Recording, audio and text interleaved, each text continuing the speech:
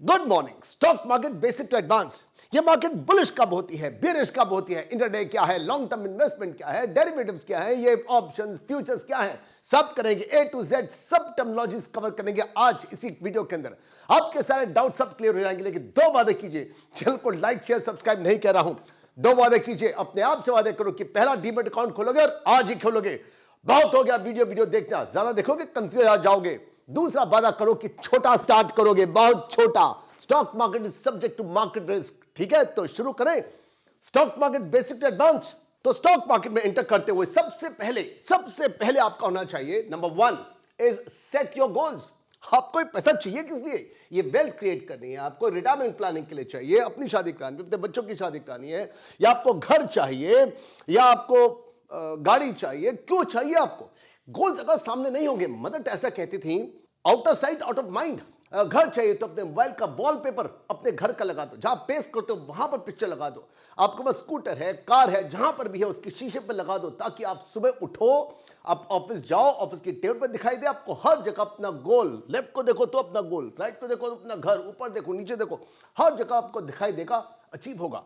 तो सबसे पहले आपने क्या करना है, अगर आपको स्टॉक मार्केट में जाना है तो आपको गोल्स को सेट करना आपके लिए बहुत जरूरी है, नंबर 1। नंबर 2 आता है डेट मैनेजमेंट। क्या आपको डेट मैनेजमेंट आता है? मान लीजिए आपके पास दो कर्जे हैं। एक कर्जा है जिस पर आपको 8% देना पड़ रहा है, और दूसरा कर्जा है जिस पर आपको 18% देना पड़ रहा है। स्टॉक मार्केट में आने से पहले आपको 18% वाला जितना भी कर्जा है उसको हटाओ। Pay off high interest debts before investing. आपको स्टॉक में जाने से पहले बड़ा वाला जो इंटरेस्ट का जो कर्जा है उसको पे ऑफ कर दो, नंबर 2। अब नंबर 3 आता है, आपको डीमैट अकाउंट खोलना है किसी भी रेप्यूटेबल ब्रोकरेज के पास, किसी फर्म के पास। नीचे डिस्क्रिप्शन बॉक्स में 3-4 लिंक्स हैं अलग अलग ब्रोकरेज फर्म्स के, जाइए अभी डीमैट अकाउंट खोलिए। फ्री है, या 200-300 रुपए लगते हैं बस, लेकिन आपका काम तो शुरू हो जाएगा। साथ साथ में सीखते रहो, साथ साथ में काम को करते रहो। तो डीमैट अकाउंट खोलना आपके लिए जरूरी है। नंबर 4 है केवाईसी कंप्लायंस। आपके पास आधार होना चाहिए, आपके पास पैन कार्ड होना चाहिए, आपके पास जितने भी वो रिक्वायरमेंट हैं, आपका फोटो लेंगे वो लोग, ऑनलाइन सब कुछ रहता है, ऑनलाइन पे आपका फोटो क्लिक कर लेंगे। तो ये केवाईसी नो योर कस्टमर, ये रेगुलेटर्स के द्वारा यानी कि सेबी के द्वारा मैंडेटरी है। करवा लो, 2 सेकंड में हो जाएगा, ऑनलाइन हो जाएगा। तो आप स्टॉक मार्केट में आ रहे हो, तो स्टॉक मार्केट में आते हुए आपको अपने आप को एजुकेट करना है। किस चीज से? जितनी भी टर्मिनोलॉजीज हैं स्टॉक मार्केट की, ए टू जेड सारी की सारी टर्मिनोलॉजीज मैं तो आज इसी वीडियो में खत्म कर दूंगा। ए टू जेड सारी की सारी, एजुकेट योरसेल्फ। ये टर्मिनोलॉजीज क्या है? चलिए शुरू करते हैं ए टू जेड। तो ए टू जी में सबसे पहले हम लोग शुरू करते हैं ए से। ए से शुरू होता है आस्क प्राइस। ये आस्क प्राइस क्या होता है? ये आपको टर्मिनोलॉजी पता होनी चाहिए, ये जार्गन्स आपको पता होने चाहिए। आस्क प्राइस का मतलब सीधा है, जो भी अपने शेयर्स को बेचना चाहता है, वो किस प्राइस पे बेचना चाहता है, वो कह रहा है आस्क प्राइस। मतलब उसको कहते हैं जिस पे बेचना चाहता है, ये वो प्राइस है जो मैं चाहता हूं। The price at which sellers are willing to sell a security, जिसपे बेचना चाहता है, सिंपल सी बात है, उसको कहते हैं आस्क प्राइस। स्टॉक मार्केट की टर्मिनोलॉजी के ए टू जेड में बी में 2 है मेरे पास। एक तो है बिड प्राइस, जैसे आस्क प्राइस था बिल्कुल वैसे है bid price. The price at which the buyers are willing to purchase a security, जिसमें बायर जो है वो खरीदने को तैयार है, उसको बिड प्राइस कहते हैं। Clear? Ask price, bid price, ये दोनों को दोनों आप समझ लीजिए, आपको पता होना चाहिए, आपके जुबान पर बैठने चाहिए वर्ड्स। दूसरे बी से बनता है बीएससी, बॉम्बे स्टॉक एक्सचेंज। ये बॉम्बे स्टॉक एक्सचेंज जो है ये मई से बनती है, 1875 यानी कि 150 साल से है, और कहते हैं एशिया की सबसे पुरानी स्टॉक एक्सचेंज है बीएससी। ये आपको पता होना चाहिए, याद कर लो। तो टर्मिनोलॉजीज के ए और बी के बाद आता है अब सी। सी से बनता है circuit breaker. Now what is this circuit breaker?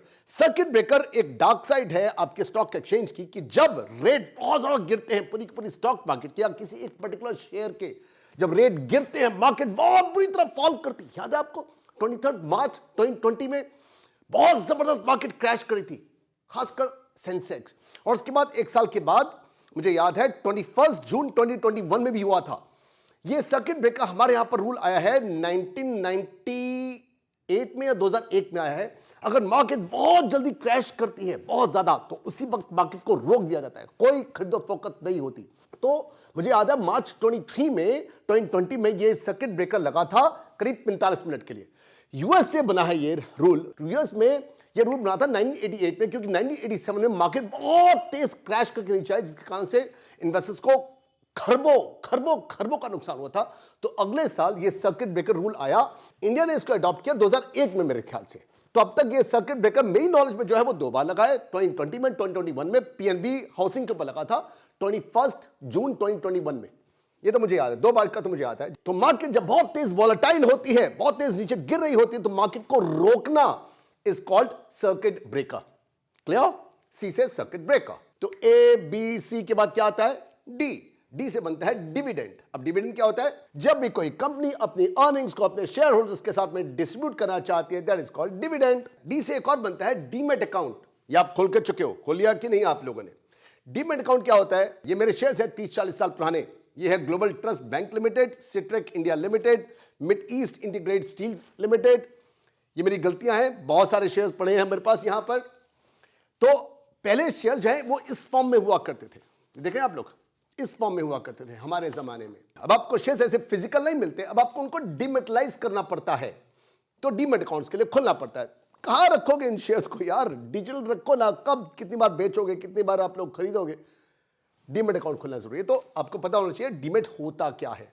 A B C D. चले ई पर। अब ई से क्या बनता है? ई से बनता है इक्विटी। बहुत इंपॉर्टेंट टर्मिनोलॉजी है, याद कर लीजिए।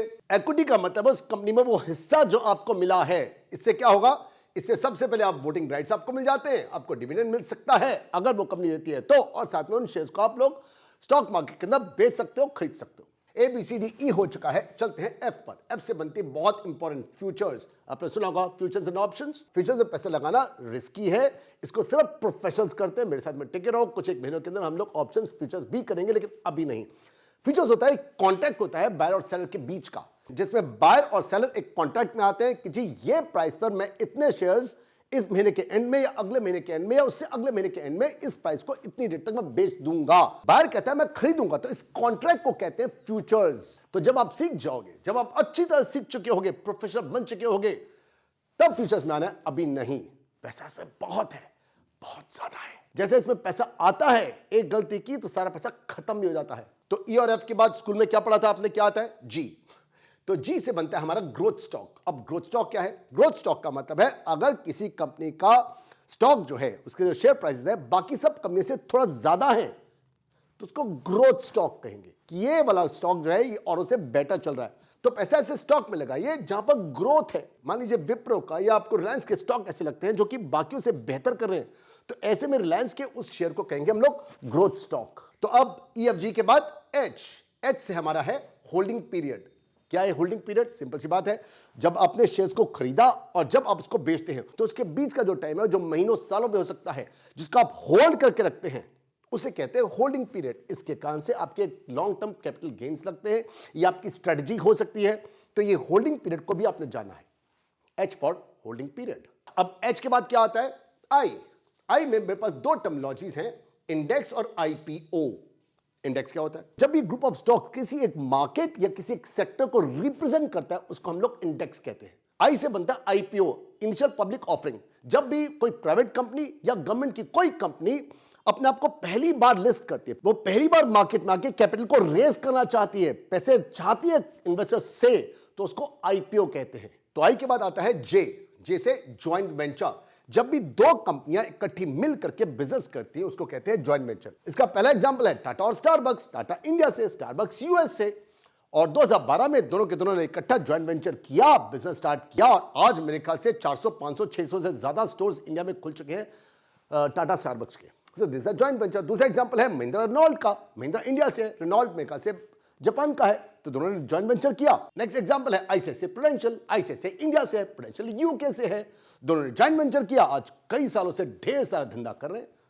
Joint venture, J for joint venture, याद रखिए। तो आई और जे के बाद आता है के। के से होता है केपीआई, की परफॉर्मेंस इंडिकेटर्स। ये की परफॉर्मेंस इंडिकेटर क्या है? हर कंपनी के की ऑब्जेक्टिव होते हैं, की एरियाज होते हैं, उनको जब वो अचीव करती है तो उस वैल्यू को जो मेजर करते हैं, उस वैल्यू को कहते हैं केपीआई।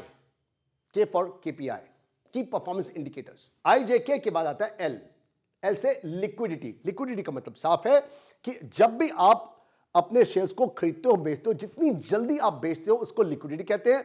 अगर शेयर किसी कंपनी के नहीं बेचे जा पाते, मान लीजिए जैसे ये ढेरों शेयर जो है मेरा पढ़े हुए हैं 30-40 साल से, मेरी गलतियों के ये कुछ भी नहीं है, बहुत सारे हैं मेरे पास, ये मेरी गलतियां हैं, ये नहीं बेचे जा सकते, आज भी नहीं बेचे जा सकते, इनकी वैल्यू है 10 रुपये, 20 रुपये, 30 रुपये, और ये लिक्विड नहीं है। तो जब एक शेयर उसकी प्राइस को इफेक्ट नहीं करता, उसका बेचना, उसका खरीदना अगर उस प्राइस को इफेक्ट नहीं करता और बहुत जल्दी खरीदे बेचे जा सकते हैं, तो वो लिक्विड है। तो IJKL के बाद आता है M as in market capitalization. Simple सी बात है, एक कंपनी के जितने भी आउटस्टैंडिंग शेयर्स हैं उसको उसकी करंट शेयर प्राइस से मल्टीप्लाई कर दो, तो जो फिगर आती है उसी को कहते हैं मार्केट कैपिटलाइजेशन। हमने B फॉर BSE किया था, N से NSE, नेशनल स्टॉक एक्सचेंज।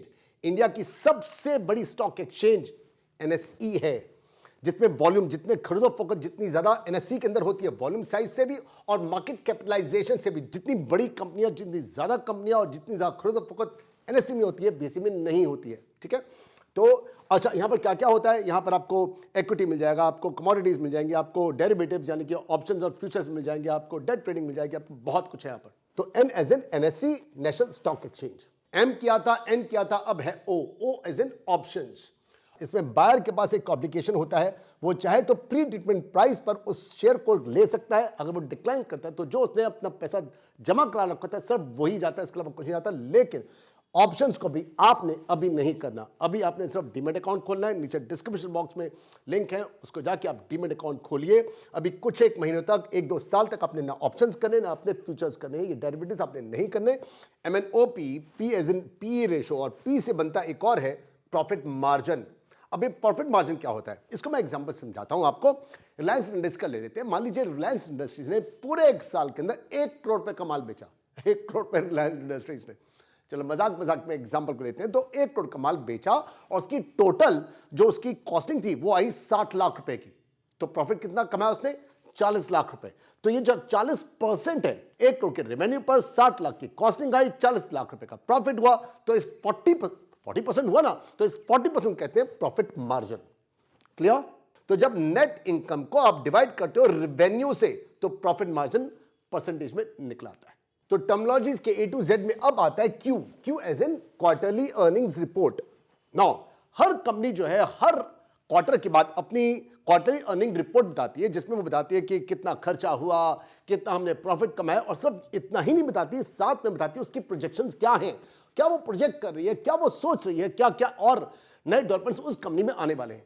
आपको हमेशा अगर स्टॉक मार्केट में आना है तो आपको ये पढ़ना आना चाहिए कि क्वार्टरली अर्निंग्स रिपोर्ट को कैसे देखना है। पहले तो आपको घंटों घंटों लग जाएंगे समझने में, लेकिन एक टाइम आएगा आप उठाओगे ना, खैर ये तो शेयर्स हैं मेरे पुराने वाले, आप उठाओगे, यूं करोगे, यूं करोगे, यूं करोगे, आप देखोगे आपको सब कुछ 3, 4, 5, 7, 10, 15, 20 मिनट में आपको बहुत अच्छे ढंग से पता लग जाएगा कि उनकी प्रोजेक्शंस क्या है, उनकी डेवलपमेंट्स क्या है, क्या सोच रहे हैं, वो क्या क्या करने वाले हैं, क्या प्रॉफिट कमाया, नुकसान किया है, अगर प्रॉफिट है तो कितना, नुकसान है तो कितना। इससे आप उसकी वैल्यूएशन कर पाओगे और साथ में अपने शेयर्स को लगाना है नहीं लगाना है ये आपको आ जाएगा। फिर क्यू के बाद क्या आता है? आर आता है। Okay, R as in return on investment, ROI। ROI simple सा मैट्रिक्स है, आपको पता होना चाहिए कि आपने कितने पैसे लगाए और उसका क्या रिटर्न आपको मिला।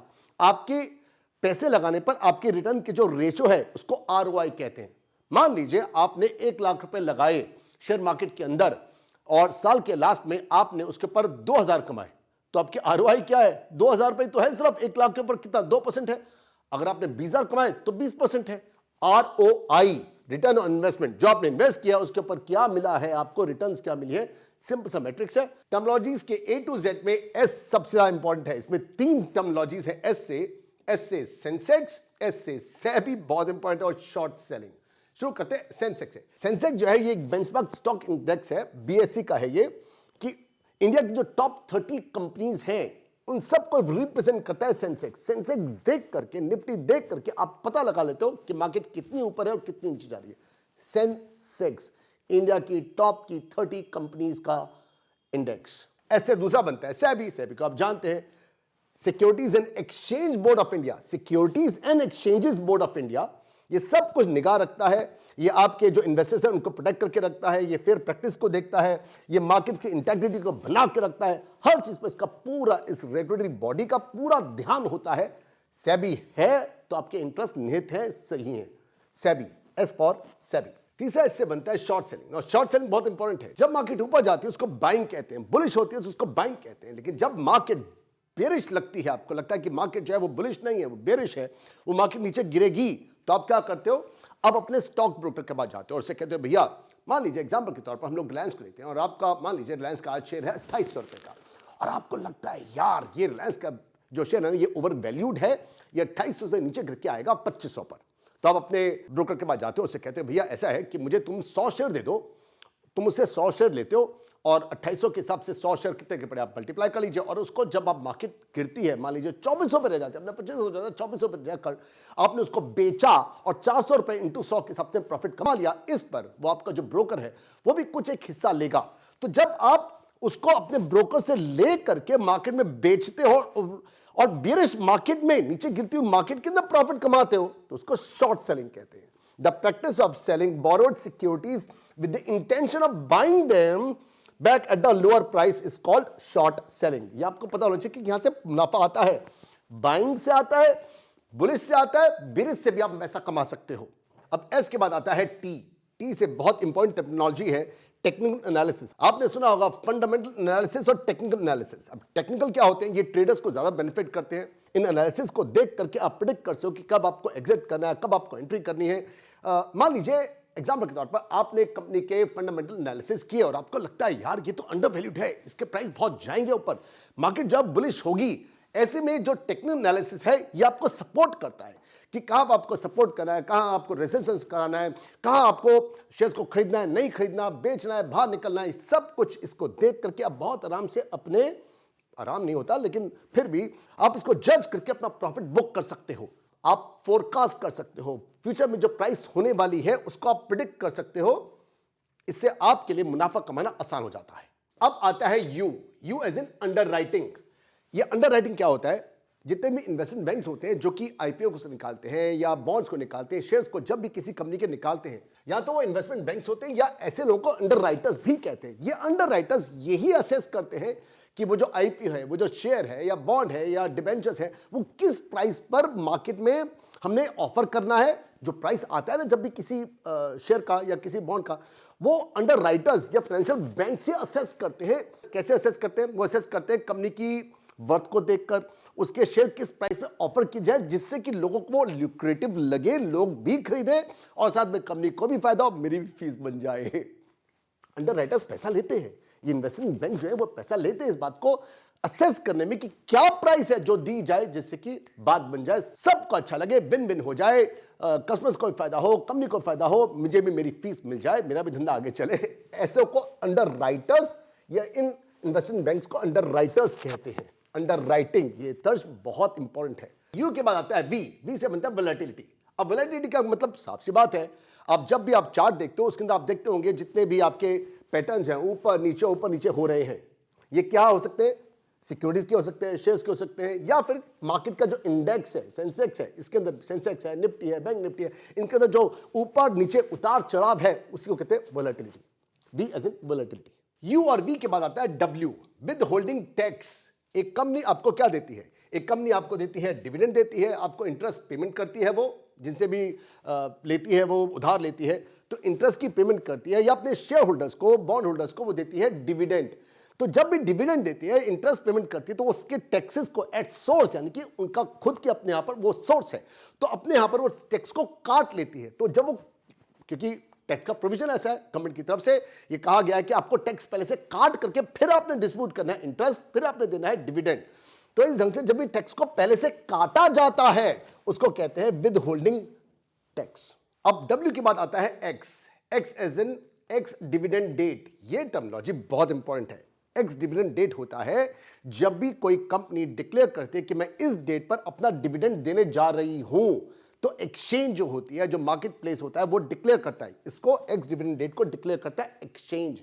मार्केट जब वो डिक्लेयर करते हैं कि इस डेट के बाद अब कोई भी अगर बायर खरीदेगा इस शेयर को, इस कंपनी के शेयर को, तो उसको डिविडेंड नहीं मिलेगा, क्योंकि डिविडेंड मिलने के कारण से मार्केट में उस कंपनी के शेयर की वैल्यू थोड़ी सी कम होती है। कितनी कम होती है, जितना डिविडेंड वो देती है, इससे मार्केट में उनके शेयर की वैल्यू कम होती है। और बायर ये एक्सपेक्ट ना करे कि मैंने बाय किया तो मुझे डिविडेंड भी मिलेगा, नहीं मिलता।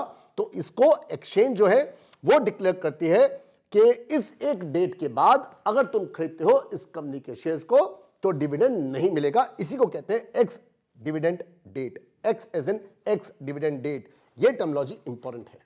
एक्स के बाद अब आता है Y, Y as in yield. Yield का मतलब आपने क्या था, आरओआई, आरओआई का था रिटर्न ऑन इन्वेस्टमेंट। आपने जो इन्वेस्ट किया उसके बाद क्या क्या रिटर्न्स आई हैं, आरओआई सब कुछ मिला के बनता है। सब कुछ जो जो रिटर्न्स आपको मिली है उसके ऊपर आपका जो मुनाफा निकला है, आपको डिविडेंड मिला है, आपको क्या क्या चीजें मिली है, उन सबको आरओआई कहता है। आपकी इन्वेस्टमेंट पर total returns on investment, ROI.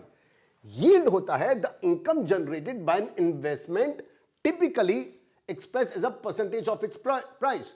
The income, जो भी आपको इस इन्वेस्टमेंट से इनकम मिलती है, सिर्फ इनकम, उसको यील्ड कहते हैं। ये परसेंटेज में होती है, आरओआई भी परसेंटेज में होती है, लेकिन आरओआई में हर चीज सम्मिलित होती है, इंक्लूड होती है। यील्ड में आपका सिर्फ प्रॉफिट जो है, जो रिटर्न होती है, सिर्फ उसी को इंक्लूड किया जाता है। टर्मिनोलॉजीज के लास्ट में आता है जेड। जेड से बनता है जीरो कूपन बॉन्ड। अब ये जीरो कूपन बॉन्ड क्या है?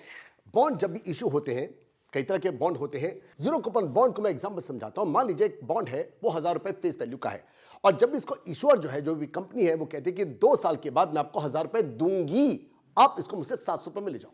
जो 300 रुपए डिस्काउंट पे मिला वो उसकी फेस वैल्यू है, और इस ढंग के जीरो कूपन बॉन्ड में कोई इंटरेस्ट नहीं मिलता। तो पहली बात, इस प्रकार के बॉन्ड में आपको इंटरेस्ट नहीं मिलता।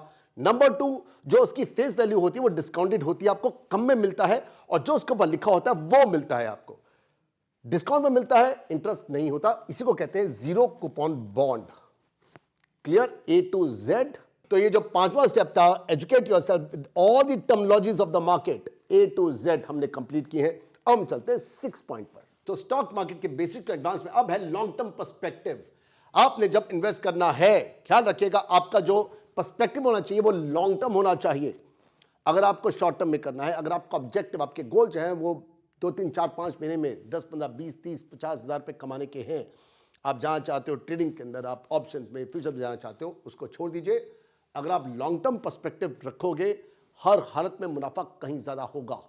तो लॉन्ग टर्म रखना है, मुझे जल्दी से आज आदमी बुर्ज खलीफा बन जाए, ये सोच रखोगे ना, नहीं चलेगा। ओके, तो मैं आपको सजेस्ट करूंगा, invest with the long term view to ride out market fluctuations. Market में जो फ्लक्चुएशंस होने वाली है उनसे आप सेफ रहोगे। नंबर 7 बहुत इंपॉर्टेंट है, अवॉइड हर्ड मेंटालिटी। सारी दुनिया जहां जा रही है वहां जाना अक्सर फायदेमंद होता है, लेकिन बहुत भाई नहीं भी होता। अपनी बुद्धि चलाओ, DIY, डू इट योरसेल्फ। अपनी बुद्धि चलाओ, अपनी स्ट्रेटजीज लगाओ, कभी भी दूसरे की कॉपी मत करो। ब्लाइंडफुल्ली जो जा रहा है, जो कुएं में कूद रहा है उसको कूदने दो, जो बुर्ज खलीफा अपना बना रहा है उसको बना ले। तू बन जा मुकेश अंबानी, मुझे नहीं बनना, मैं तो सीखूंगा और करूंगा, सीखूंगा करूंगा, सीखूंगा करूंगा। ठीक है, तो हर्ड मेंटालिटी नहीं करना, DIY करना है, डू इट योरसेल्फ करना है हमने। नंबर 8 पर आता है, invest in blue chip companies. आपको बढ़िया कंपनियों में, स्टार्टिंग में बढ़िया से बढ़िया कंपनीज में करना है आपने। स्टार्टिंग में लार्ज कैप, उसके बाद मिड, स्मॉल, सब तरह की चीजें करेंगे हम लोग। स्टार्टिंग में लार्ज कैप, तो आपने well establish financial stable companies के अंदर इन्वेस्ट करना है। नंबर 9 बहुत इंपॉर्टेंट है। अब आपने डिसिप्लिन रहना है, आपने फोकस्ड रहना है, आपने करते रहना है। क्या, जब मुनाफा आएगा तो, और जब घाटा आएगा, जब आपकी मार्केट नीचे गिरेगी, आपकी खुद की वैल्यू, आपका पोर्टफोलियो नीचे गिरेगा, तब भी ये डिसिप्लिन बना के रखना है। ये वादा आपने मुझसे करना है कि मुझे शनै शनै छोटा छोटा चलना है, मुझे नुकसान होगा, चाहे मुझे मुनाफा हो या नुकसान हो। जो गलतियां मैंने की थी, जो सर्टिफिकेट आपको दिखा रहा हूं मैं, अपने जो शेयर्स में आपको दिखा रहा हूं, ये ढेरों हैं, ये सारे के सारे सर्टिफिकेट थोड़े से बच गए हैं, बहुत सारे मेरे पास और है, बहुत सारे और डिस्ट्रॉय हो चुके हैं। ये मेरी गलती है जो 30-35 साल मैंने की थी। मैंने 6 लाख रुपए लगाया, उसके बाद कई साल तक वापस लौट के नहीं गया, क्योंकि मैं एकदम डर गया है, इतना नुकसान मेरे से हो गया। तो ये मार्केट की फ्लक्चुएशंस हैं जो कि होंगी होंगी। आपने वादा करना है कि आप डिसिप्लिन रहोगे, आप धीरे धीरे आगे चलते रहोगे। अगर नुकसान होता है तो दिल को नहीं लगाना है, आपने उतना ही पैसा लगाना है जिसके खोने का आपको दुख ना हो। Stay discipline. नंबर 10 पर आता है आपका, you have to monitor investments. आप जो भी ट्रांजैक्शन कर रहे हो, जो भी आपका पोर्टफोलियो है, उसको आपने लगातार बार बार आपने मॉनिटर करना है, बार बार। स्टार्टिंग में आपको ढेरों टाइम लगेगा, माथा गर्म हो जाएगा, भेजा फ्राई हो जाएगा, आपको समझ बहुत कम आएगा, लेकिन एक टाइम आएगा आप यूं देखोगे, खटखट खटखट देखोगे, और 1 सेकंड में आपको सब समझ में आ जाएगा। मैंने कहा 1 सेकंड, हाँ 1 सेकंड ही लगेगा, बाद में आपको अभी लगेगा भेजा फ्राई हो रहा है, अभी लगेगा, बाद में नहीं लगेगा। तो भला करो, आपने अपने इन्वेस्टमेंट को मॉनिटर करना है, हर ट्रांजैक्शन को देखना है, अपने अपने पोर्टफोलियो को देखना है अच्छे ढंग से। नंबर 11 पर आता है री इन्वेस्टिंग डिविडेंड्स। डिविडेंड्स अगर आपको जरूरत नहीं है, अगर आप कर सकते हो तो डिविडेंड के ऊपर कोशिश करो उसको री इन्वेस्ट करने की। लेकिन अगर आपको जरूरतें हैं घर की, आपको मंथली डिविडेंड चाहिए, खर्चा चाहिए, घर चलाने के लिए, अपना गुजारा करने के लिए, अपने ईएमआईज को देखने के लिए, लोन को रीपे करने के लिए, तो बात अलग है। अदरवाइज उन बातों को छोड़ करके आपको रीइन्वेस्ट करना है अपने डिविडेंड को उन्हीं शेयर्स के अंदर या कुछ और शेयर्स में, ताकि आपका जो कॉर्पस है वो बढ़ता जाए, धीरे धीरे धीरे ग्रो करे। अगर आप डिविडेंड निकालते जाओगे, ऑब्वियस बात है, जब आपको डिविडेंड मिलता है तो शेयर की प्राइस उस कंपनी की इतनी उछाल नहीं लेती। आप ये समझ के चलो कि डिविडेंड भी बढ़े और शेयर्स के प्राइस भी बढ़े, दोनों के दोनों होते जाए, नहीं होगा ना। तो जब आप डिविडेंड निकाल रहे हो तो डिविडेंड निकाल के खर्चा करने से आपकी कंपनी के प्राइस थोड़ी बढ़ेंगे ज्यादा। डिविडेंड निकालते ही, आपको पीछे बताया था, डिविडेंड निकालते ही कंपनी के शेयर्स के प्राइस कम होते हैं, उसकी वैल्यू इतनी नहीं बढ़ रही होती है। तो अगर आप डिविडेंड भी निकालो और कौजी शेयर के प्राइस भी ऊपर नहीं जा रहे, क्यों नहीं जा रहे भैया? डिविडेंड तो निकाल रहे हो ना, शेयर के प्राइस आगे कैसे जाएंगे? तो आपने 99% केस में डिविडेंड को री इन्वेस्ट करना है। Number 12, stay calm during volatility. जब भी मार्केट के अंदर फ्लक्चुएशंस आएंगी, पैनिक नहीं होना, मार्केट छोड़ के भागना नहीं है। जो आपको बता के चुका, जैसे मैं भागा था हर्षद मेहता के दिनों में, जैसी मार्केट नीचे गिरी भाग गया मैं। ये गलती जो मैंने की है आप लोगों ने नहीं करनी। मार्केट फ्लक्चुएट करेगी, हर हाथ पे करेगी। Stay calm, don't get panic. अब आता है 13 पर टैक्स इंप्लीकेशंस। आपके पास आपकी इनकम के ऊपर लॉन्ग टर्म कैपिटल गेन्स क्या लगने वाले हैं, शॉर्ट टर्म पे क्या लगने वाले, वो 10% क्या है, वो 15% क्या है, वो 1 लाख रुपए पर कितना कितना एग्जामिशन आपको मिल सकता है, ये पता होगा ना। आप अपना हजारों रुपए, कई बारी तो अगर आप लंबा खेलोगे लाखों रुपए आप बचा पाओगे। कैसे? अगर आपको बुद्धि होगी, आप समझ पाओगे कि टैक्स के इंप्लीकेशंस क्या है, कहां कहां पर अपना पैसा बचा सकते हो लीगली। मैं इलीगल की बात नहीं कर रहा हूं। 14 पर है यूज लिमिट ऑर्डर्स। ये लिमिट ऑर्डर्स कई तरह के हो सकते हैं। लिमिट बाइंग ऑर्डर होता है, लिमिट सेलिंग ऑर्डर होता है, बाय स्टॉप ऑर्डर होता है, सेल स्टॉप ऑर्डर होता है। ऐसे करके 7, 8, 10, 12, 15 लिमिट ऑर्डर होते हैं। इनकी जानकारी होने से आपके नुकसान कम हो जाएंगे। आप अपने आप को ढंग से पोजीशन कर पाओगे। उतने ही शेयर खरीदोगे, उतने ही प्राइस पे खरीदोगे, उतने ही टाइम पर खरीदोगे जिसमें आप खरीदना चाहते हो। उसी शेयर को उसी टाइम पर बेचोगे जब आप बेचना चाहते हो। ये ऑटोमेटिकली कंप्यूटर कर दिया करेगा, अगर आपको लिमिट ऑर्डर्स का, जितनी भी तरह की लिमिट ऑर्डर्स है, इनका ज्ञान होगा। तो आपने लिमिट ऑर्डर्स का प्रयोग करना है। इससे आपके रिस्क कम हो जाते हैं, नुकसान कम हो जाते हैं, प्रॉफिट बढ़ जाता है। पूरा ध्यान रखिए क्या है, कैसे कैसे मैं इसको कब कब यूज करूंगा कंप्यूटर के द्वारा।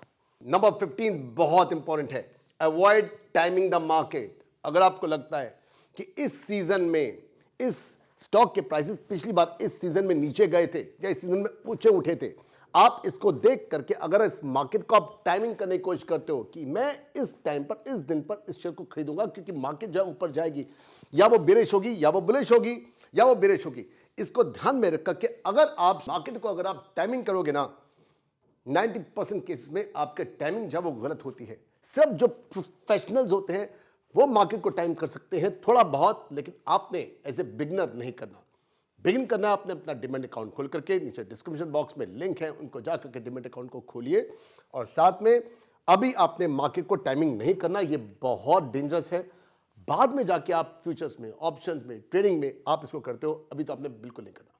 तो स्टॉक मार्केट के बेसिक टू एडवांस में नंबर 16 है अंडरस्टैंड वैल्यूएशन। कंपनी की वैल्यूएशन अगर आप निकालना जान लोगे ना, 2 तरीके हैं, पीई रेशो और पीबी रेशो। अगर इस ढंग से अगर आपको वैल्यूएशन निकालना आ गया तो आप समझ जाओगे कि ये शेयर जो है जिसके अंदर मैं इन्वेस्ट करना चाहता हूं, ये अंडर वैल्यूड है, ये ओवर वैल्यूड है। ओवर वैल्यूड है तो पैसे नहीं लगाने, अंडर वैल्यूड है भागो खरीदो, मार्केट बुलिश होगी, है ना। अब कैसे निकालनी है? पी रेशो मैं आपको बता के चुका हूं। पी रेशो क्या होती है? जो भी मार्केट में उस कंपनी की जितनी भी रेवेन्यू है पूरे 1 साल का और जितना उसने प्रॉफिट निकाला है उसको परसेंटेज में निकालना, इस पीई रेशो। पीबी रेशो क्या है? पी का मतलब है जो प्राइस है उस शेयर की मार्केट में, उसको ऊपर रखिए। अब उसकी बुक वैल्यू निकालिए। क्या है उसकी बुक वैल्यू पर शेयर? बुक वैल्यू कैसे निकालते हैं? बुक वैल्यू के अंदर उस कंपनी की जितनी भी असेट्स हैं उसमें जो उसकी लायबिलिटीज हैं, असेट्स को एक तरफ रखिए, उसकी लायबिलिटीज को उसमें से लेस कीजिए और फिर उसको डिवाइड कर दीजिए जितने भी नंबर ऑफ आउटस्टैंडिंग शेयर्स हैं। आउटस्टैंडिंग शेयर जितने भी मार्केट के अंदर है उससे डिवाइड कर दो, आउटस्टैंडिंग शेयर से डिवाइड करना है। इससे मिल जाती है आपको बुक वैल्यू पर शेयर। और जो उसकी मार्केट वैल्यू उसको ऊपर रखिए और जो बुक वैल्यू है पर शेयर उसको नीचे रखिए। इससे आपको रेशो निकल जाती है। तो अगर आप पीई रेशो और पीबी रेशो को जान लोगे, आपके लिए मार्केट को समझना आसान हो जाएगा। आपको गवर्नमेंट के टैक्सेस का बताया था, आपको मैंने एग्जेम्पशंस का बताया था कि जिससे कि आप अपना मुनाफा बड़ा सा बड़ा करोगे। जिस भी जगह में जिस भी चीज को आप जानते होगे, आप फोकस करके उसको बड़ा कर सकते हो, उस प्रॉफिट को बड़ा कर सकते हो, उन खर्चों को कम कर सकते हो। इसके साथ में आपको सारे खर्चों का ज्ञान होना चाहिए। आपका ब्रोकर जो है वो किस तरह के शेयर्स पर कितना चार्ज कर रहा है, एएमसी उसके चार्जेस क्या है, कितने हिडन चार्जेस है। ढेरों होते हैं हिडन चार्जेस, हर बात बताई नहीं जा सकती, ये मैं भी मानता हूं। तो हिडन चार्जेस तो होते ही हैं, चाहे आप जीरोधा से करो, आप एंजल मन से करो, आप अपस्टॉक से करो, जहां से भी करोगे हिडन चार्जेस सबके हैं। इसके ऊपर मैंने एक वीडियो बना रखी है जिसके ऊपर बहुत अच्छी लाइक्स आ रही हैं, जिसके ऊपर बहुत ज़्यादा व्यूअरशिप आ रही है। मैं उसको डिस्क्रिप्शन बॉक्स में लिख दूंगा। तो आपने इन खर्चों को देखना है। और उस वीडियो के अंदर 69 पैरामीटर्स पे हम लोगों ने जज किया था। क्या रिजल्ट आया था? एंजल मन जीता था विद 27 पॉइंट्स और अपस्टॉक रहा था 20 पर और ग्रो रहा था शायद 7-8 पॉइंट्स पर सिर्फ। यस, वो रिजल्ट था। उसका डिस्क्रिप्शन बॉक्स में आपको लिंक दे दूंगा, आपने जाकर उस वीडियो को देखना है। खर्चों को कम रखने से भी मुनाफा आपका बढ़ता है ना। तो keep track of expenses, be mindful of brokerage fees and taxes, government के टैक्सेस एंड अदर चार्जेस, सब आपको ज्ञान होगा, खर्चे कम होंगे, मुनाफा बढ़ेगा। नंबर 18 है स्टे पेशेंट। रातों रात अगर आपको बुर्ज खलीफा चाहिए, नहीं होने वाला। Rome was not built in a day. Rome को बनने में हजारों साल लगे थे। आपको हजारों साल नहीं लगेंगे, लेकिन यह भी नहीं हो सकता कि आप रात को सो और सुबह आपके बुर्ज खलीफा तैयार हो, आपकी बुकाटी नीचे खड़ी हो। पेशेंट रहना है। इसीलिए कहता हूं छुटकू से स्टार्ट करना, बार बार कह रहा हूं आपको छुटकू से स्टार्ट करना है। जो नुकसान मैंने आपको शेयर रखे हुए हैं ना, हाँ, ये दिखाने के लिए आप लोगों को, देखिए ये ढेरों हैं, ये ढेरों शेयर है, ये सब के सब शेयर्स ये मैंने रखे हैं। ये तो कुछ भी नहीं है, बहुत सारे और हैं जो मेरी गलतियों के धोतक हैं। जिस ढंग से मैंने स्टार्ट किया था 92, 93, 94 के अंदर, वो गलतियां आपने नहीं करनी। मैं मार्केट को छोड़ के भाग गया था, आपने नहीं भागना। आपने पेशेंट रहना है। मेरे में पेशेंस नहीं थी, तब मुझे सब कुछ अभी चाहिए था। नुकसान एकदम से पैसा लगाया, एकदम से नुकसान हुआ, छोड़ दिया कई सालों तक। आपने नहीं करना। तो स्टे पेशेंट। नंबर 18। नंबर 19 है सीक प्रोफेशनल एडवाइस। अगर ऑफलाइन हो सकता है, रूबरू आपके सामने कोई एडवाइजर है, नथिंग लाइक दैट, इससे बढ़िया तो कोई चीज हो ही नहीं सकती। ऑफलाइन है सबसे बढ़िया, नहीं तो ऑनलाइन बहुत सारे एडवाइजर हैं। ऑनलाइन मिल सकता है, यूट्यूब के ऊपर वीडियोस है, मेरी वीडियोस है, हजारों और लोगों की वीडियोस है। उन वीडियोस को देखो, प्रोफेशनल एडवाइस लो, लोगों को देख देख कर सोच के अपनी स्ट्रेटजीज को बनाओ, चेंज करो। ये सब ज्ञान भी आपके अंदर होना चाहिए। तो आपका जो दिमाग है ना, इस दिमाग को पूरा खोल के रखना, इसको बंद मत करके रखना कि सब जानता हूं। ये एटीट्यूड है ना, ये आपका नुकसान करेगा। दिमाग को खोल के रखो, लर्निंग लो, हर एक से लो। मेरा एक दोस्त था, आया मेरे पास एक दिन, मैं उसको लेक्चर देना शुरू हो गया। बड़ा बेचारा परेशान दिखाई दे रहा। मैं उसको लेक्चर देता गया। आधा घंटा, 1 घंटा, 1.5 घंटे के बाद मुझे लगा उसको बहुत कुछ समझ में आ रहा है। मैंने कहा राहुल सब समझ गए ना? उसने एक और पफ लिया सिगरेट का। सब जानता हूं, आगे बता। तो अगर आपके दिमाग में है सब जानता हूं, सत्यानाश होने वाला है, लिखवा लो, it's written on the wall, आपका सत्यानाश होके रहेगा। लेकिन आपने किसी भी हालत में अपने आप को यह नहीं कहना कि मैं सब जानता हूं। हां, जब आप एक ट्रेड करते हो तो अपने आप को बोलो कि अब ट्रेड ले लिया, अब तो जो कुछ है मैं यहीं पर रहूंगा। लेकिन ट्रेड लेने से पहले सब ज्ञान लेना है, अपनी ही चलानी है, डीआईवाई खुद करना है। ज्ञान सबसे लेना है, डीआईवाई ज्ञान सबसे लेना है, डीआईवाई ज्ञान सबसे लेना है, डीआईवाई करना है, डू इट योरसेल्फ करना है, लेकिन ज्ञान सबसे लेना है। लेकिन ज्ञान लेके उनकी बातों को इंप्लीमेंट आंखों पट्टी बांध के नहीं करना, यह मैं कहना चाहता हूं। सो सीक प्रोफेशनल एडवाइस, लेकिन उसके बाद बुद्धि अपनी ही लगानी है दोस्त। नंबर 20 है स्टे इमोशनली डिटैच। आपने रिलायंस के साथ में, इन्फोसिस के साथ में, विप्रो के साथ में, किसी भी शेयर के साथ में अपने दिल नहीं लगाना। अपने दिलों को उठा कर ऐसे मत दे दिया करो किसी भी साथ, अरे नहीं ये तो कंपनी बहुत बढ़िया है, ये तो हमेशा जाएगी। कुछ भी हो सकता है। 30 सालों के अंदर कंपनी बर्बाद हो जाती है। ये शेयर की वैल्यू क्या है पता है? जानते हैं आप क्या शेयरों की वैल्यू है? 0 है। कितने हैं? 10, 15, 20, 30, 40 रुपए इनकी वैल्यू। ये पेनी स्टॉक रह गए, तब तो बहुत अच्छी वैल्यू थी इनकी, अब पेनी स्टॉक रह गए। तो कुछ भी हो सकता है ना। ये तो ऐसा है कि मैं इनको डिमेट तक कराने को तैयार नहीं हूं। कौन जाएगा इनकी डिमेट कराने के लिए? इन शेयर्स को मिलेगा क्या? 5, 7, 10, 15 हजार रुपए मिलेंगे इनके इस समय, और दिन कितने लगेंगे? कई सारे दिन जाके फिर जाके उसको डिमेट करा पाऊंगा, तब जाके मेरे अकाउंट में आएंगे। कितनी भागादौड़ी करके मुझे मिलेंगे 10, 15, 20, 25 हजार सिर्फ। तो आपने किसी भी शेयर को अपना दिल नहीं देना, स्टे इमोशनली डिटैच्ड। अब नंबर 21 पे आता है स्टे लिक्विड। आपने इस प्रकार से इन्वेस्टमेंट करनी है जिससे कि आपके जो पैसे हैं वो सालों तक या महीनों तक अटके ना रह जाएं। आप पीपीएफ लेते हो 15 साल के लिए गए काम से, आप एफडी लेते हो साल 2 साल के लिए गए काम से। आपने जब भी इन्वेस्टमेंट करनी है आपकी इन्वेस्टमेंट एकदम लिक्विड होनी चाहिए कि जब चाहो आप यहां से उठा के यहां से उठा के यहां पर आप कर सको।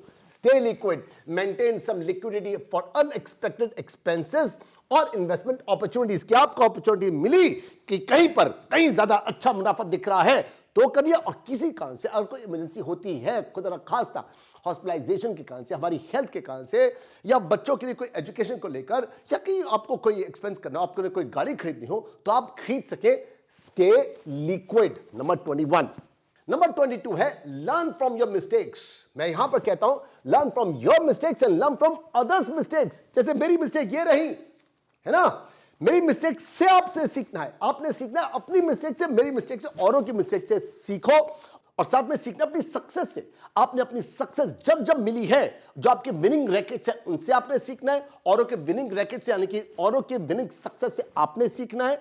सबकी सक्सेस से सीखो, सबके नुकसान से सीखो, सबके मिस्टेक से सीखो और अपने आप को ग्रो करो। So learn from mistakes, analyse your investment decisions, learn from your mistake, from others mistakes also. Number 22। Number 23 stay ethical. आपने खुद एथिकल रहना है और उन्हीं कंपनी से कांटेक्ट करना है जो कि एथिकल हैं, जिनके हर स्टेप जो है वो एथिकल है। अगर एथिकल बिजनेस में रहोगे, खुद भी करोगे और ऐसी कंपनियों में इन्वेस्ट करोगे, आपका पोर्टफोलियो ऊपर जाएगा, आपके प्रॉफिट ऊपर जाएंगे। लेकिन आप ऐसी शेडी कंपनी के साथ भी डील करोगे जो कि एथिकल खुद भी नहीं है, तो उनका बिजनेस आने वाले कल के अंदर कभी ना कभी, एक महीने के बाद, कुछ एक महीनों के बाद, सालों के बाद, कुछ एक दशकों के बाद नीचे जाएगा। Please stay ethical and invest in ethical companies. Number 24 है understand market cycles. Market cycles क्या होती है इनको अंडरस्टैंड करो। 4 तरह की होती है ना। एक तो होती है बुलिश, जब मार्केट ठीक ऊपर जा रही होती है तो मार्केट सेंटिमेंट बहुत हाई होते हैं, सब लोग इन्वेस्ट कर रहे होते हैं, सब मार्केट में जितने भी स्टॉक्स हैं यूजुअली सब के सब ऊपर की तरफ जा रहे होते हैं, मार्केट सेंटिमेंट अच्छे होते हैं, लोग और पैसा निवेश करते हैं। तो पहला हो गया बुलिश मार्केट। बुलिश के बाद आता है पीक। 4 तरह की मार्केट होती है आपको बताया। तो सेकंड आता है पीक। पीक होता है वो जगह जहां पर आपको लगता है कि मार्केट में बहुत सारे शेयर जो है वो ओवर वैल्यूड है, अब मार्केट यहां से नीचे ड्रॉप करेगी, ये पीक सेकंड साइकिल है। फिर थर्ड होता है जब मार्केट नीचे गिरनी शुरू होती है, उसको बियरिश कहते हैं। बुलिश, फिर आता है पीक ऊपर का, फिर आता है बियरिश। बियरिश में हर चीज है नीचे की तरफ जा रही होती है, मार्केट के सेंटिमेंट बहुत खराब होते हैं, लोग ज्यादातर अपने प्रॉफिट को लॉक करना चाहते हैं, वो कोशिश करते हैं कि किस ढंग से यहां से बाहर निकलो, तो सेलिंग ज्यादा होती है, मार्केट एकदम बियरिश होती है। तो ये हो गया थर्ड। फिर फोर्थ होती है ट्रफ। ट्रफ होता है जब मार्केट एकदम से नीचे जाती जाती है और एकदम बॉटम को टच करने वाली होती है, जहां से अब मार्केट ऊपर ही जानी है। ठीक है, तो ये 4 तरह की मार्केट साइकिल्स हैं। एक तो bullish, peak, bearish and trough. इन चारों को आइडेंटिफाई करो। मेजर 4 होती है, इनको समझो ताकि आप अपने नुकसान को कम कर सको और थोड़ी सी प्रोटेक्शन लगा सको।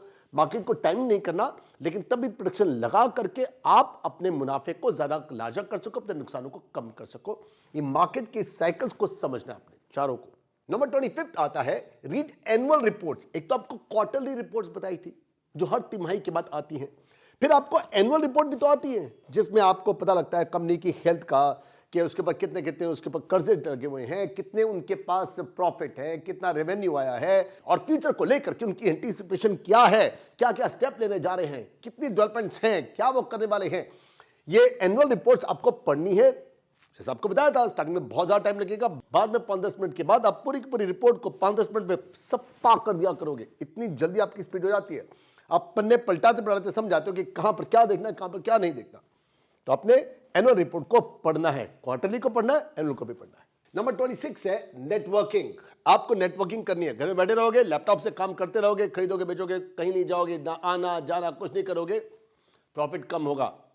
लोगों के साथ में कोलैबोरेट करो। बहुत कुछ पॉसिबल है आपकी स्टॉक मार्केट के अंदर।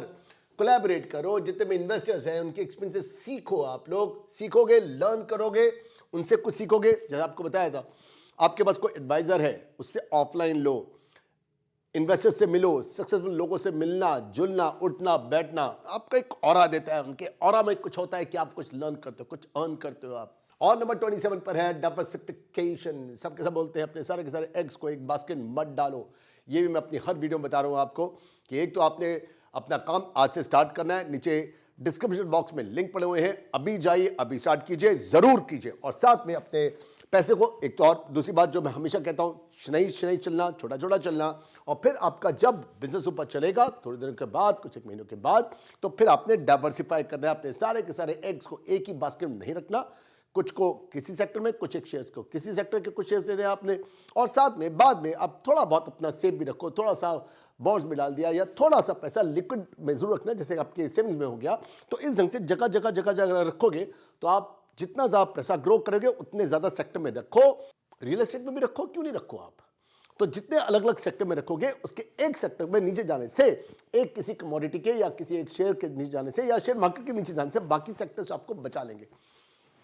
डाइवर्सिफाई करके रखिए। नंबर 28 है be sceptical of tips. Tips काम करती हैं। आप न्यूज पढ़ते हो, वो क्या है, टिप ही तो है, एक तरह से टिप है। हाँ, अगर कोई डायरेक्टली आपको टिप देता है कि ये वाले स्टॉक खरीदो, ये वाले बेचो, तो अपनी बुद्धि लगानी है, DIY जरूर करना है आपने। ट्रेंड्स को देखो आप, और एनालिटिक्स को देखो आप, फंडामेंटल्स को पढ़ो, टिप्स को भी देखो, जरूर देखो, लेकिन बुद्धि लगा के अपने हिसाब से चलना। आंख बंद करके, आंखों पट्टी बांध करके आपने इन्वेस्ट नहीं करना। Be sceptical of tips. Tips लो लेकिन दिमाग से। नंबर 29 है कंसीडर म्यूचुअल फंड्स ऑल्सो। अगर आपको लगता है मेरे बस का नहीं है, मेरे बस का नहीं है, मेरे पास टाइम नहीं है, मैं समझ नहीं पा रहा हूं, मेरी बुद्धि के ऊपर से सरक रहा है, मुझे बहुत ज्यादा प्रॉफिट नहीं चाहिए, मैं कम से गुजारा कर सकता हूं, तो आइए साहब, स्वागत है आपका म्यूचुअल फंड्स के अंदर। म्यूचुअल फंड, और अगर आप स्टॉक मार्केट में भी हो, थोड़ा बहुत पैसा म्यूचुअल फंड में भी डालो। Consider mutual funds also. Number 30, stay tech savvy. जितना ज्यादा टेक सेवी रहोगे, कैसे अपने एप्लीकेशन को यूज करना है, कैसे अपने लैपटॉप से काम लेना है, कैसे क्या करना है, बहुत जल्दी टेक सेवी रहोगे ना, आप न्यूज को पढ़ पाओगे। गूगल के ऊपर हजारों न्यूज आती हैं, हर देश की आ रही होती है, और देशों में क्या हो रहा है, इससे हमारी BSE NSE भी प्रभावित होती है। आपने न्यूज पढ़नी हो सकती है। आपको बहुत सारे टूल्स ऐसे चाहिए, जिन इंडिकेटर्स चाहिए, जिनसे आप समझ के अपने ट्रेड को उसके हिसाब से आप मॉनिटर कर सको, देख सको। तो जितना ज्यादा टेक सेवी होगे उतना बेनिफिट होगा। दुनिया चेंज हो रही है, अपने आप को चेंज कर लो। बैठे रहोगे, कुछ नहीं सीखोगे, कुछ नहीं होगा। सॉफ्टवेयर सीखिए, टेक से भी हो जाओ। नंबर 31 है रिव्यू कंपनी मैनेजमेंट।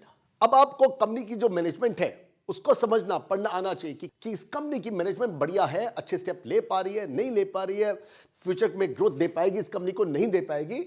ये सब कुछ आपको आना चाहिए। कंपनी की मैनेजमेंट को पढ़ना, उसको रिव्यू कर पाना, उसको समझ पाना आपको आना चाहिए। नंबर 32 है कंसीडर सेक्टोरल ट्रेंड्स। हर सेक्टर के अंदर ट्रेंड्स होते हैं, तो उन सेक्टर के अंदर आए हुए ट्रेंड को समझ पाना। कैसे समझ के अपने हिसाब से मैं प्रॉफिट को बुक कर सकूं, अपने लॉस को मिनिमाइज कर सकूं। ये सेक्टोरल ट्रेंड्स, इनको देखना, इनको समझना आपको आना चाहिए। नंबर 33 है अंडरस्टैंड मार्केट रेगुलेशंस। सेबी के द्वारा जितनी भी गाइडलाइंस इशू होती हैं, सारे के सारे रूल्स हैं, रेगुलेशंस हैं, इन सब चीजों का आपका ज्ञान होना चाहिए। अब आप कहेंगे मैं ये भी देखूं, वो भी देखूं, क्या क्या देखूं यार, कितनी सारी चीजें, हजारों चीजें आप बता रहे हो अनुराग। ये आपको अभी लग रहा है बहुत ज्यादा है, बाद में आने वाले टाइम में ये सब कुछ आसान हो जाएगा। आपको याद है जब आपने कार सीखी थी, पहले तो किस बेवकूफ ने कार का इजाद किया था, मुझे लोग ये बताओ। नीचे की तरफ 3 आपके पेडल होते हैं, एक होता है क्लच, एक होता है ब्रेक, एक होता है आपका एक्सीलरेटर होता है, और पैर है हमारे पास 2। कार के अंदर होल्ड करना होता है स्टीयरिंग व्हील को दोनों से, और साथ में यहां पर गियर भी होता है। तो 3 चीजों को होल्ड करना है, हाथ है 2, 3 पेडल है, पैर है 2। किस गधे ने बनाया था कार? याद है जब आपने कार सीखी थी कितना मुश्किल था कि एक गलती हुई भाई बस खत्म, कार का एक्सीडेंट, आप खत्म, आपकी बाइक का एक्सीडेंट खत्म। आज कब आप ऑफिस से घर जाते हो, घर से ऑफिस जाते हो, पता भी नहीं चलता, बाद में पता तक नहीं चलेगा। अभी आपको लग रहा होगा माय गॉड, इतना कुछ सीखना है मुझे, इतना कुछ जानना है मुझे। बहुत कुछ और भी है, आपको आने वाली वीडियो से बताऊंगा। लेकिन फिलहाल अंडरस्टैंड मार्केट रेगुलेशंस, आपको सेबी की गाइडलाइंस को, के सब रूल्स को, रेगुलेशंस को समझना है आपने। नंबर 34 है बी रियलिस्टिक। ये ना हो कि अरे बस आज मैं लगा रहा हूं, मेरे पास है 1 लाख रुपए, बस अब तो साल के एंड तक हो जाएंगे मेरे पास 10 लाख, और अगले साल तक हो जाएंगे मेरे पास 50 लाख, उसके बाद हो जाएंगे 5 करोड़, फिर हो जाएंगे 50 करोड़, फिर हो जाएंगे 200 करोड़, फिर हो जाएंगे बुर्ज खलीफा मैं खरीद लूंगा, उसके बाद बुगाटी में खरीदूंगा। ओ भाई आजा नीचे, धरातल पे आजा, सेट रियलिस्टिक गोल्स। भैया 1 लाख के 3 लाख, 2 लाख, 4 लाख तक ठीक है, 1 लाख के 10 लाख, 50 लाख, 2 करोड़, 5 करोड़ अगर होता ना तो बहुत लोग बहुत कुछ कर चुके होते। बी रियलिस्टिक, सेट रियलिस्टिक गोल। अब स्टॉक मार्केट के बेसिक टू एडवांस में मैं लास्ट टिप आपको देने जा रहा हूं, नंबर 35, स्टे बैलेंस्ड। अब ये स्टे बैलेंस क्या है समझिए आप लोग। स्टे बैलेंस होता है कि जब जब आपका जो स्टॉक जो आपने सोचा था कि मैं यहां पर इतना डाइवर्सिफाई करूंगा, और मान लीजिए एक चीज एक सेक्टर ऊपर बढ़ता है तो आपने उसको बैलेंस करना, आपने वहीं पर वापस लेके आना और बाकी के अर्न किए हुए पैसे को बाकी में डिस्ट्रीब्यूट करना। इसी ढंग से अगर मान लीजिए कोई एक शेयर नीचे गिरता है तो आपने बाकियों के प्रॉफिट से उसको बैलेंस आउट करना है। Stay balanced, maintain a balanced portfolio aligned with your risk tolerance and investment goals। जो आपने risk tolerance रखा हुआ है, जो आपके goals हैं, उनके साथ में अलाइन होना चाहिए। सारे के सारे जितने भी आपका पोर्टफोलियो, उसको पूरे पोर्टफोलियो में वो सारे के सारे शेयर उसी हिसाब से होने चाहिए जो आपने सोचा था। तो दोस्तों कैसी लगी आपको स्टॉक मार्केट की basics to advance A to Z सारे के सारे टर्मिनोलॉजी हम लोगों ने करी है। कैसे लगी नीचे कमेंट सेक्शन में बताइए, और जैसे आपको बताया था आपको डीमैट अकाउंट खोलना है, नीचे डिस्क्रिप्शन बॉक्स में लिंक है, आज ही खोलिए। हर हालत में आज करना है आपने, और शनाई शनाई चलना है, थोड़ा थोड़ा चलना है, अपनी बुद्धि लगानी है, खुद सीखना है, और उसके बाद में करना है हमने। और हम लोग मिलते हैं मेरी नेक्स्ट वीडियो के अंदर। बाय बाय, शबक बी सिंह, अब गुड नाइट।